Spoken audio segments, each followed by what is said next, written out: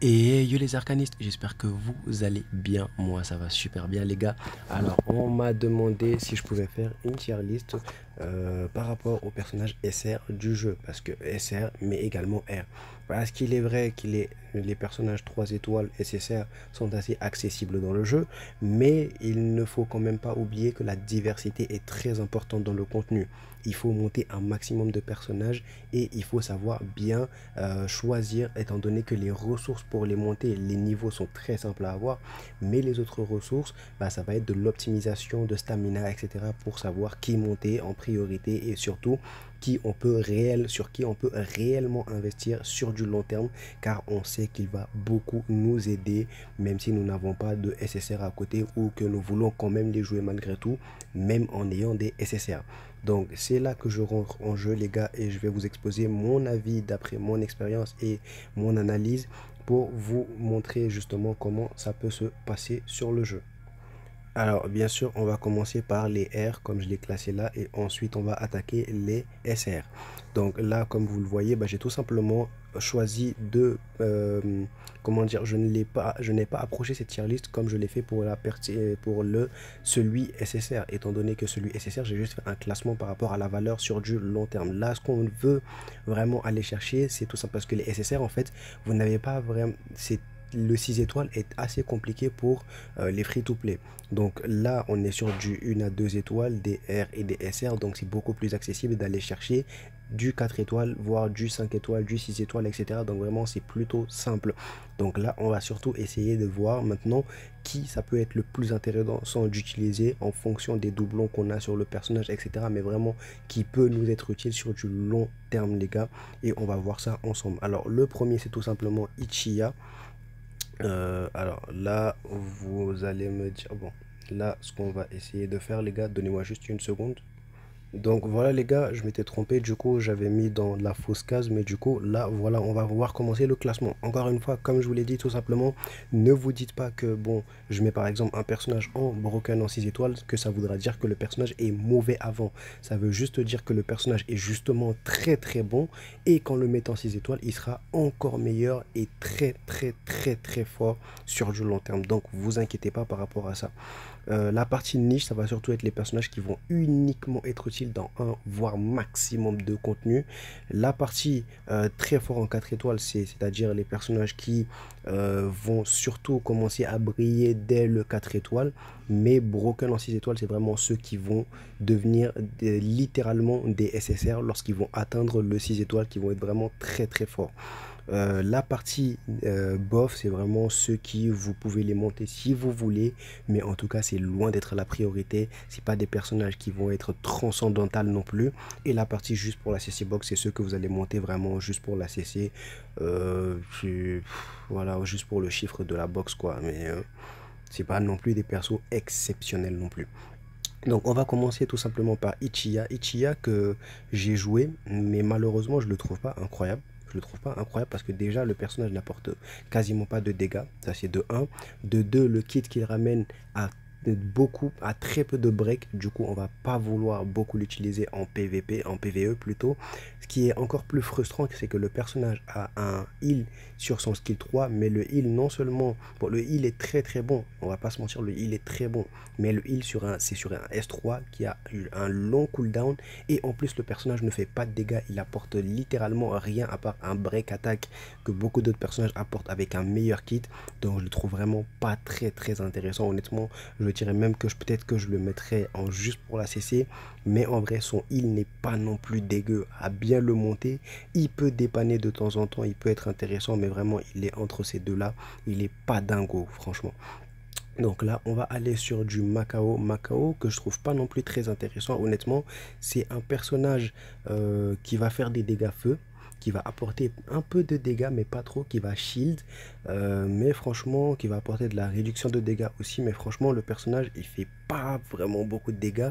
Il est pas très intéressant, il apporte quasiment rien à côté d'autres personnages de type feu qu'on va vouloir utiliser qui sont bien meilleurs. Donc là, franchement, Macao, il est pas dingo non plus. C'est pas un personnage incroyable. Il est assez tricky à jouer. Donc voilà, voilà, voilà. On va continuer sur Cherry. Cherry également qui m'a un petit peu déçu. Le kit, il est très léger. son kit propose quand même quelque chose d'intéressant dans de l'AOE, dans la distance un peu, mais le personnage malheureusement ne fait pas beaucoup de dégâts, est très difficile à manier dans son gameplay directionnel, mais en plus bah, le personnage ne va pas être aussi incroyable que lorsqu'on l'a en face de nous en PvE. Je ne la trouve pas vraiment marquante comme les autres personnages qui seront au-dessus, tout simplement. Le personnage va très vite s'essouffler et d'ailleurs s'essouffle très très vite. Bon courage par exemple pour l'utiliser dans la perdition avancée, ça va être un petit peu compliqué. Donc voilà, voilà, voilà. On continue du coup avec Léon. Léon qui par contre est un R qui est vraiment exceptionnel. Le personnage est très très très très fort. Léon va apporter du shield, il va apporter de gros dégâts, il va apporter tout simplement du contrôle. Il va également apporter des dégâts en zone, je ne sais pas si je l'ai dit. Il va apporter des dégâts mono-cibles également. Il va être à distance. Le personnage est très très fort. C'est un très gros DPS de glace qui va beaucoup beaucoup beaucoup vous aider. Il va faire beaucoup de break également. Donc c'est un personnage qui va être très très utile lorsque vous avez besoin d'un personnage de glace. Le personnage est juste très très très très fort pour un personnage R, vraiment très très fort. Alors on continue tout simplement avec Lucie. Lucie qui je la trouve bien mais sans plus, honnêtement, bien sans plus, parce que le personnage, en fait, le problème, c'est que le personnage ne va aider que dans certains contenus PvE, et encore, franchement, encore, parce que le personnage, en fait, elle va apporter du contrôle, elle va apporter tout ce qui va être imprison, et tout simplement, comment on appelle ça, et du stun, si je me rappelle bien, mais malheureusement, comme je l'ai dit encore une fois pour Macao ou pour Ichiya, bah, les dégâts ne suivent pas tout simplement, les dégâts ne suivent pas, et dans le jeu, quand on va avancer, on aura vraiment besoin de dégâts. Elle va faire pas mal de breaks également. Ça va être intéressant, mais par contre, le personnage est assez tricky également, tout comme Chéri. Elle a ce petit problème de dégâts qu'on ne lui reconnaît pas. Mais également, bah, on a la possibilité de jouer de meilleurs personnages qui vont apporter du stun et de l'imprison d'une meilleure façon, tout en étant safe et bien sûr tout en apportant beaucoup plus de dégâts. Donc honnêtement, je la trouve pas trop intéressante et je la descendrai même en bof. Elle peut être plus intéressante que les trois autres, mais ça sera pas plus haut, ça sera pas plus haut. Donc ensuite, on va tout simplement monter sur le cran au-dessus parce qu'on a le Natsu R qui est vraiment très très fort également. Ce Natsu est très bon. Je vais même le mettre devant Léon parce que le Natsu, il a la particularité non seulement de se buffer lui-même, mais également d'apporter un très gros break, de faire beaucoup de dégâts, autant en AOE qu'en mono-cible. Et surtout le personnage, en fait, lorsque vous allez débloquer sa 6ème étoile et tout simplement avoir les passifs Aeternano, ça va être beaucoup plus intéressant de le jouer parce qu'il va monter encore plus d'un cran son DPS et du coup être beaucoup plus vital dans vos compositions feu, le temps que vous ayez d'autres personnages SSR qui vont faire du feu dans votre équipe. Donc honnêtement, le personnage est très intéressant et parmi tous les R et SR, c'est vraiment celui qui est le plus intéressant en termes de dégâts feu. Il est trop fort. Donc on va alors aller sur Rebi. Rebi qui est très intéressante aussi, notamment dans la tour parce qu'elle va apporter tout simplement tout ce qui va être multi-éléments. Donc c'est un personnage qui a plusieurs éléments pour elle, qui va apporter des dégâts et des breaks de différents éléments. Là ça va être intéressant tout simplement pour son contrôle et également ses dégâts de zone. Mais par contre les dégâts ne sont pas non plus exceptionnels, ça va plutôt être du contrôle, un petit break et comment ça s'appelle, et tout ce qui va être mainmise sur les adversaires pour tout simplement permettre aux alliés à côté de faire beaucoup plus de dégâts. Donc dans la tour ça va être très fort, mais également tout ce qui va être dans le wizard test ça va être aussi très bon. En tant que farmer également elle est excellente si vous la montez bien. Donc franchement le personnage est très intéressant, mais ça va pas non plus dans tous les contenus du jeu. Donc j'hésite un peu à la mettre entre très fort à partir de 4 étoiles et niche parce que en vrai en PVP elle va servir à rien. En story vous n'allez pas la jouer non plus, en aventure également vous n'allez pas la jouer. Donc on va la mettre en très fort, je pense, mais parmi les derniers du très fort. Dites-moi en commentaire ce que vous pensez dans tous les cas. On va ensuite remonter d'un cran encore une fois avec le Grey R qui est aussi vraiment très bon les gars, parce que le Grey R il va être une expansion, une évolution du Léon parce que tout simplement le personnage en fait va apporter du gros dégâts, il va apporter tout simplement du stun également, il va apporter comment ça s'appelle, excusez-moi, du dégât mono-cible aussi. Donc ça va être un très gros DPS qui va apporter un petit peu de contrôle et qui va être d'autant plus intéressant lorsqu'il va avoir ses passifs à Eternano également, tout comme Natsu. C'est un personnage qui est très bon et très polyvalent. Vous pouvez l'amener dans tous les contenus du jeu. Et ce qui est encore mieux, c'est que le personnage a la particularité tout simplement d'être vraiment extraordinaire lorsque vous allez le build par exemple en HP crit. Parce que jusqu'à récemment où on a eu le Grey SSR qui est arrivé sur la CN, il n'y a pas trop longtemps non plus, 2 mois, je saurais pas vous dire clairement, mais en tout cas jusqu'à ce moment-là, bah, ce Grey là était vraiment très utilisé, même dans les hauts rangs en PvP, on l'utilisait beaucoup, on le stuffait en HP crit et le personnage était hyper tanky et cassait réellement les couilles, il était vraiment trop fort. Donc lui également, je pense même qu'on va le mettre devant Natsu. Il était très chiant honnêtement. Le personnage c'était une plaie de l'affronter, donc évidemment qu'il va être parmi les broken en 6 étoiles.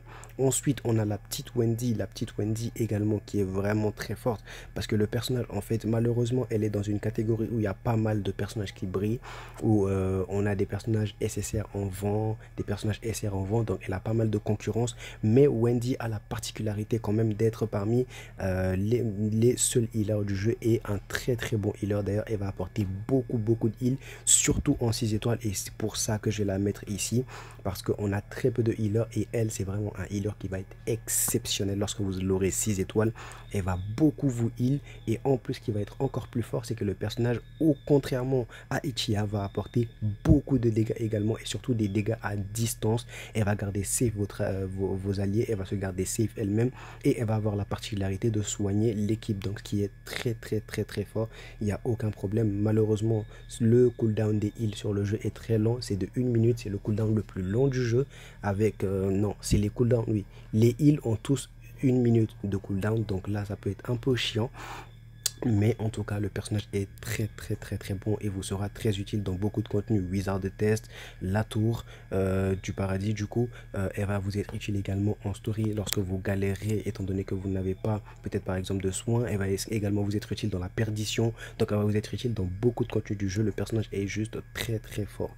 Alors on a ensuite Kageyama qui est très bon également pour un R. Honnêtement je ne m'attendais pas à ce que le personnage soit intéressant comme ça, mais force est de constater qu'il est pas mal non plus. Honnêtement le personnage est intéressant. D'ailleurs je pense que je vais même créer une nouvelle catégorie parce que bof, c'est un peu trop bas pour lui, et très fort c'est quand même un peu haut aussi. Donc là on va créer une nouvelle catégorie, donnez-moi juste une seconde. Ok les gars, du coup on continue tout simplement. Là comme je vous le disais, on a la catégorie intéressante parce que tout simplement Kageyama c'est un personnage qui d'abord va effectuer des dégâts d'arc, mais également ce que je trouve vraiment intéressant avec ce personnage, c'est qu'il a beaucoup de self heal. Il a beaucoup de self heal parce que le personnage va pouvoir se heal lui-même sans avoir besoin de healer à côté. Il va apporter du contrôle avec de l'imprison, ce qui est très intéressant. Il a de la mobilité, il a pas mal de dégâts, donc le personnage est quand même un petit peu compliqué peut-être à utiliser, un peu moins simple que si vous bourriniez avec Grey ou avec Natsu, mais il est quand même très intéressant. Il fait moins de dégâts qu'eux, mais par contre comme il a la particularité de se soigner, ça peut être un personnage que vous allez mettre en solo par exemple, je ne sais pas, en wizard de test. Il aura la possibilité tout simplement d'avancer au maximum. Vous aurez la possibilité d'avancer au maximum avec juste lui comme unité, et du coup pouvoir préserver vos unités les plus fortes pour le prochain niveau, ou tout simplement vous pouvez également l'amener dans la tour du paradis. Il peut être très intéressant pour clear le niveau à lui seul, tout simplement parce que justement il a un self heal, etc. Donc il a pas mal de niveaux où il pourra être très utile de personnage. Donc franchement il est intéressant, mais pas non plus aussi broken que ceux qui sont en haut, parce qu'il n'a pas leur dégâts ou leur utilité globale, étant donné qu'il est très égoïste dans sa mécanique de jeu, mais il a quand même une bonne utilité, pas beaucoup de dégâts comme Grey et Natsu. Il va pas faire autant de break que non plus, mais le personnage est quand même intéressant et utile. Ensuite on va aller sur Ultir qui est vraiment incroyable. Ultir, je l'adore. Ultir, elle est très forte. Ce qu'elle va apporter en fait, ça va être du dégât surtout. à distance qui est très intéressant et va apporter également du contrôle à l'équipe contre les ennemis. Mais ce qui est le plus intéressant sur Ultir, c'est qu'elle a la particularité d'avoir une spé en heal. Donc elle, en fait, contrairement à des personnages comme Wendy ou Ichiya, elle va soigner toute l'équipe d'un seul coup. Et ça, c'est très intéressant. Elle va pas soigner par des tics de soins comme ça, elle va soigner d'un seul coup un gros heal sur toute la team.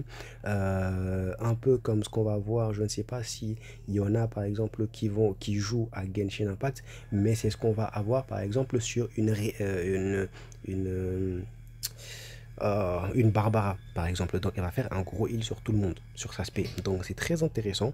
Le personnage est très fort, elle va apporter du dégât, elle va être à distance, elle va apporter du soin. Donc le personnage est très très complet, franchement. Dès le 4 étoiles, elle commence à être très très intéressante lorsque vous aurez sa spé, mais vous n'avez pas le choix avec Ultir. Si vous n'avez pas sa spé, ça va pas être franchement dingue. Donc il faut sa spé malheureusement. Et à partir de la 4 étoiles, bah, elle va être juste extrêmement puissante, moins que Wendy. Je trouve, personnellement, je trouve, mais en tout cas, elle est quand même très, très, très, très intéressante et également, bien sûr. Donc, ensuite, on va aller sur lui, j'ai oublié son nom, Ta- Totomori, je crois que c'est Totomori. J'ai oublié son nom, malheureusement, les gars. Celui-là, j'ai oublié son nom, malheureusement. Mais quand même, malgré tout, le personnage est intéressant. Le personnage est intéressant malgré tout. Il va surtout pouvoir vous aider en termes de dégâts, notamment. Mais le personnage, malheureusement, ne fait pas autant de dégâts que ceux qui sont en haut. Et ne va pas apporter grand-chose non plus, malheureusement. En termes de feu, on a déjà Natsu qui est vraiment juste trop fort. Mais malheureusement, le personnage, il va pas être exceptionnel non plus. Donc voilà la raison pour laquelle je vais le mettre en bof. Encore une fois, les gars, ne vous dites pas parce que je l'ai mis en bof, le personnage, vous n'allez pas l'utiliser. Non, montez vos personnages, vous allez en avoir besoin dans les autres contenus du jeu. Mais ça veut juste dire que moi, lorsque j'ai joué le personnage, je n'ai pas eu ce ressenti-là vis-à-vis de mon utilisation par rapport aux autres personnages ou de ceux auxquels j'ai été confronté, par exemple en PvP, ou encore que j'ai eu à ressentir lorsque j'ai utilisé le personnage dans tel ou tel contenu. C'est tout. Ça ne veut pas dire que le personnage est juste mauvais et inutilisable. Non, tous les personnages sont utilisables. Donc voilà qui est à noter. Donc ensuite on a Eligol. Eligol qui est un monstre les amis. Eligol c'est un monstre parce que Eligol va faire des dégâts les gars. Eligol va faire du break. Eligol va apporter tout simplement du stun, du contrôle les gars. Eligol il fait masse de choses. Eligol est super intéressant. Il va être très intéressant en PvE. Mais honnêtement les gars j'ai envie de le mettre en niche parce que Eligol il est surtout intéressant en... Et pourquoi j'arrive pas à cliquer? Voilà, il est surtout intéressant en PVP, mais il peut être très bon également en PVE, malgré que son vrai rôle se soit surtout tourné vers le PVP. Les gars, Eligol en PVP, il est très chiant. Donc si vous l'affrontez, bah, soyez prêts, quoi. Soyez très mobile, essayez d'esquiver au maximum parce que s'il vous touche, il va vous enchaîner. Donc voilà un peu les gars. J'espère que j'ai été assez clair jusque là les amis parce que je ne sais pas, peut-être que je m'exprime peut-être mal par rapport à certains personnages. N'hésitez pas à me poser des questions en commentaire si vous n'avez pas compris ou à me donner votre avis évidemment. On continue tout simplement les amis avec le petit Elfman. Elfman qui va faire des dégâts terre. Elfman qui est assez intéressant mais que je trouve niche parce que tout simplement le personnage ne va aider que dans un seul endroit.